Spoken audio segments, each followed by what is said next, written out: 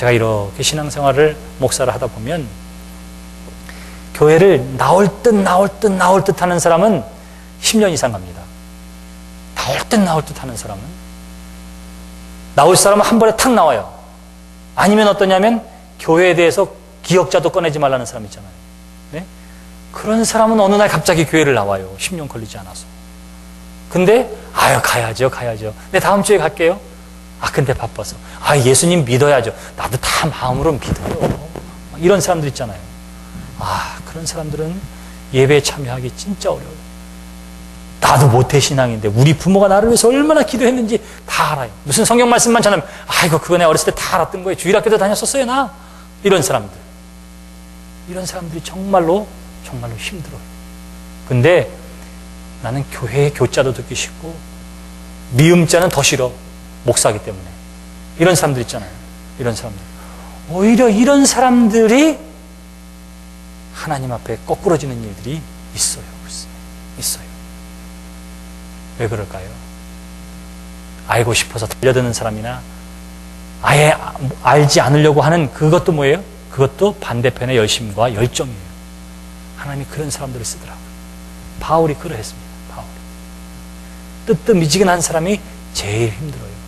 여기 욥의 세 친구가 그랬어요. 그저 들은 걸로 가지고 이야기하고 누가 얘기하면 듣지 않고 이런 사람들이 하나님 만나기 진짜 어려워요. 욥은 어떻게 하죠?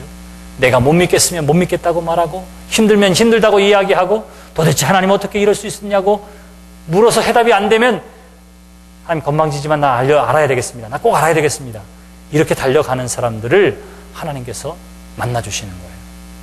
방언의 은사 누가 받느냐 그러면 이것이 전부인지 알고 매달리는 사람은 다 받습니다.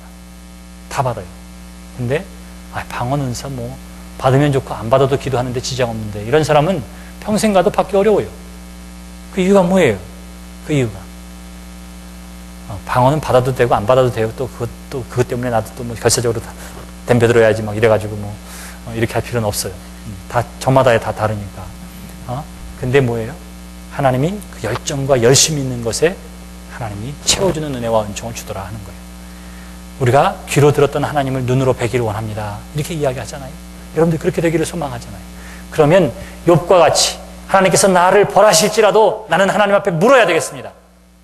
하나님이 나를 이걸 어떻게 생각하실지 모르다 하더라도 하나님이 나의 이 피조물 별 볼 일 없는 나를 그냥 흩으신다 하더라도 나는 하나님 꼭 만나야 되겠습니다. 하나님으로부터 이 대답을 들어야 되겠습니다. 하나님으로부터 응답을 받아야 되겠습니다. 이렇게 죽자고 달려드는 열심을 가진 사람을 하나님께서 만나주시더라 하는 거예요. 만나주시더라.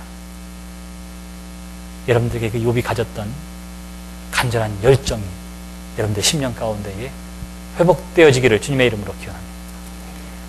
나는 정말 내 삶을 통해서 하나님 경험하고 싶어요. 나는 정말 하나님이 그 금속의 바리톤 목소리인지 어쩐지 직접 듣고 싶어요. 소프라노인지 어쩐지. 그 음성으로 좀 들려주세요. 나는 정말 여기 하나님의 뜻이 있는지 하나님 분명히 알게 해주세요. 기도원처럼 하나님을 시험하잖아요. 양털로 시험하고. 그게 왜 그래요? 간절한 소망이 저에게 있기 때문에 이야기할 수 있는 거예요. 욥에게서 배워야 할 것이 바로 그것입니다. 진리를 가지고 하나님 난 이거 꼭 알아야 되겠습니다. 이렇게 간절한 열정과 용기가 욥에게 있게 될 때에 하나님께서 저를 만나주고 있는 거예요. 심지어는 그렇게 이야기하다가 이어지는 7절 이하의 말씀에 보시면 그렇게 이야기하면서도 어떻게 하느냐 하면 체념해요. 하나님 앞에 이야기한 것이 뭐예요?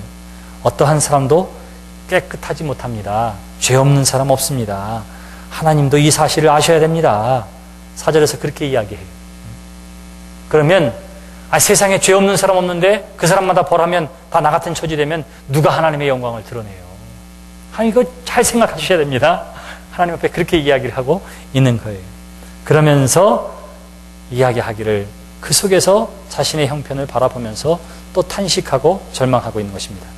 그러면서 7절과 8절과 9절에 보시면 뭐라고 하면 나무에게도 희망이 있다 그래요.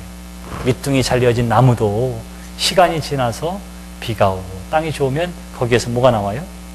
또 다른 새잎이 나고 가지가 나서 자라는데 나무에게도 그런 희망은 있지만 사람에게는 그런 희망조차 없습니다. 장정이라도 죽어서 넘어지면 다시 살아나는 경우를 내가 보지 못했기 때문입니다. 그러면서 다시 한번 자기 자신에 대해서 어떻게 하느냐면 절망하고 있는 것입니다. 그러면서 뭐라고 하면 13절에 주는 나를 스올에 감추시며, 스올은 음부라 그래요. 구약에 총 65번 쓰여져 있는데 이것은 뭐냐면 죽음 후에 하나님의 심판이 임하기 전에 가서 대기하는 장소예요. 대기하는 장소. 그래서 욥이 뭐라고 하느냐 하면 하나님 나를 스올에 감춰주세요. 이 이야기는 뭐냐 하면 하나님 나는 지금 이 땅에서의 삶으로 살기에는 나는 너무 힘들어요. 너무 힘들어. 심판받아서 어떻게 될지는 모르지만 일단 하나님 나를 빨리 죽여서 그 스올에서 잠시 좀 쉬게 대기 상태에서라도 있게 좀 해주세요. 그게 차라리 평안하겠습니다. 하나님. 욥이 그렇게 하나님 앞에 요청하고 있는 거예요. 욥이 얼마나 힘들어하는지 절망하는지를 알 수 있지요. 그래서 13절로부터 17절까지의 말씀에 보시면 욥은 하나님이 까닭없이 진노하시는 것을 이해할 수가 없었습니다. 그렇기 때문에 그러나 하나님은 나에게 진노하셨지요. 그러니까 그 진노가 지나갈 때까지 나를 스올에 잠시 내려가게 해주세요. 하나님 앞에 이렇게 이야기를 하고 있는 거예요. 자, 보세요. 여기 지금 누구에게 호소했다고 그랬죠? 하나님께 호소하고 있어요. 이 욥기를 가만히 읽다 보면 이게 하나님이 나중에 인정한 욥의 이야기인지 하나님이 벌을 내린 친구들의 이야기가 어떤 건지 헷갈릴 때가 있어요. 욥이 이야기하는 것은 다 불신앙인 사람이 얘기하는 것처럼 하고 욥의 세 친구들이 하는 것은 훌륭한 목사님들의 은혜로운 설교랑 딱 맞아떨어지네요. 딱 맞아떨어져요. 그래서 가만히 자세히 읽지 않으면 어떠냐면 이게 누가 누구 말인지 헷갈려요. 근데 중요한 것이 있습니다. 그것은 뭐냐 하면 욥은요, 하나님이 진노하시고 하나님이 벌하시고 하나님이 거둬가기도 하시고 주시기도 하신다고 하는 사실에 대해서는 인정을 했어요. 근데 욥이 계속해서 이야기하는 것은 뭐냐 하면 그러나 하나님, 내가 도대체 그것을 이해할 수가 없습니다. 하나님이 이렇게 하시는 일에 대해서 내가 이해할 수가 없어요. 그래서 하나님 앞에 지금 계속해서 호소하고 있는 것입니다. 차라리 죽는 게 낫겠습니다 하는 것도 왜 그러냐면 하나님이랑 논쟁해봐야 무슨 소용이 있겠습니까? 다 하나님이 자기 마음대로 하시는데 논쟁을 하다가도 절망해서 아이고 차라리 날 죽여주세요. 이끌저끌 안 보고 이 고단도 안 당하는 것이 좋겠습니다. 하나님 앞에 그렇게 이야기를 하고 있는 거예요. 그러면서 18절로부터 22절에 보시면 은혜로우신 하나님에게로 날개를 펼쳤던 믿음에서 다시 추락해가는 욥을 보게 됩니다. 그래서 다시 모든 소망을 단념하고 있는 거예요. 그러면서 슬퍼하는 모든 사람들을 이야기해서 대신해서 이 억울한 마음, 이 슬프고 안타까운 마음을 이야기하고 있는 것입니다. 근데 여기에서 우리가 기억해야 할 것이 있습니다. 그것은 뭐냐면 우리는 이 가운데에 욥은 어떻게 하면 그럼에도 불구하고 끝까지 이 문제를 누구에게 이야기하죠? 하나님과 이야기해요. 절망의 문제도 하나님과 이야기하고 의심되어지고 믿을 수 없는 문제에 대해서도 그 불합리하다고 요청했던 하나님에게 이야기하고 차라리 죽는 것이 낫겠습니다 하는 것도 하나님 앞에 이야기하고 결국은 그가 불신앙인 것처럼 보였지만 그는 어떤 사람이에요? 신앙의 사람입니다. 오히려 욥의 세 친구는 하나님에 대해서 이야기하지만 욥에게 가르치고 욥에게 권면하고 욥을 판단할 뿐이지 저들이 하나님 앞에 기도하고 하나님 앞에 묻고 하나님 차라리 하나님께서 친히 가르쳐 주세요. 욥의 세 친구가 하나님 앞에 물었다. 이런 내용은 나오질 않아요. 나오질 않아요. 그것은 뭐예요? 그저 귀로 들은 것만 이야기하는 거예요. 자기도 믿지 못하고 자기도 알지 못하고 자기도 생각하지 않은 것들에 대해서 그저 이야기하고 가르치는 것에 불과했습니다. 욥은 어떻게 해요? 전통적인 지혜와 하나님에 대한 신앙이 흔들리는 그때에 흔들리는 신앙의 문제를 가지고 누구에게 이야기하느냐 하면 하나님께 얘기하는 거예요. 다시 말하면 그는 의심의 순간에도 하나님에 대한 믿음의 사람이었다 하는 사실을 우리에게 지금 보여주고